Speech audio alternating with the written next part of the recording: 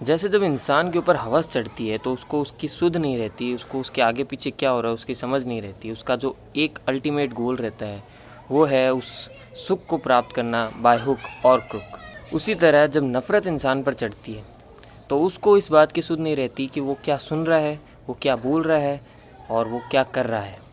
उसका ultimate goal है hate. Social media पर आकर लोग कुछ भी बोल कर चले जाते हैं और हम सो कॉल्ड भोले लोग जो भगवान के होने का भी सबूत मांगते हैं, वो उस चीज़ के आगे और पीछे की कहानी जाने बगैर उस चीज़ को या उस इंसान को हेट करने लग जाते हैं सिर्फ उस सोशल मीडिया की बात को सुनकर। एक रील देखी मैंने जिसके अंदर वो बोल रहा था कि इंडिया की जो ओल्ड मनी है वो डर्टी है। इंडिया के जो भी पुराने बड़े बड़े कारोबारी है उन्होंने पैसा गलत तरीके से कमाया, इसीलिए इंडिया में पैसों को लेकर परसेप्शन गलत है। He was also talking about some dream American mentality. तो अब सुनो, इतिहास का कोई भी बड़ा इंसान या कोई भी ऐसा इंसान जिसको आप अंधा अमीर मानते हो, उसकी हिस्ट्री निकाल कर देख लेना, उसके पैसे कमाने का तरीका 100% सही आपको कभी नहीं मिलेगा। एक लिमिट पार पैसा सीधे रास्तों से आ ही नहीं सकता है।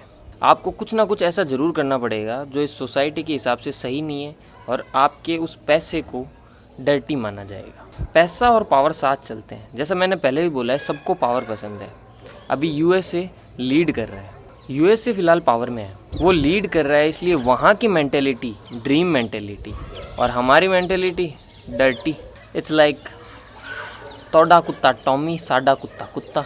हर कोई वहाँ के सिस्टम को आइडियल मानता है, पर हमको शायद पता होते हुए भी हम उस चीज़ को नज़रअंदाज कर रहे हैं कि कैसे यूएसए ने उस पावर को गेन किया, कैसे वो उसको होल्ड करता है। क्योंकि वो लीडर है तो आपने उसकी खामियों को नज़रअंदाज करना शुरू कर दिया।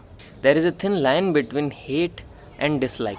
नफ़रत और नापसंद में एक बहुत मामूली सा फ़र्क है, बट वो बहुत मामूली सा फ़र्क इसको बहुत अलग बना देता है। अगर आप किसी चीज़ को नापसंद करते हैं तो आप उसका सुधार खुद के अंदर करते हैं और बाहर की दुनिया को थोड़ा उसको कम समझाना पसंद करते हैं, क्योंकि आपको उस चीज़ से फ़र्क नहीं पड़ता। पर हेट तो फ़र्क पड़ने का ही दूसरा नाम है। और जब आप नापसंद से नफ़रत पर जाते हैं तो फिर ये बात आती है कि हेट इज़ न्यू लस्ट। जय श्री कृष्ण।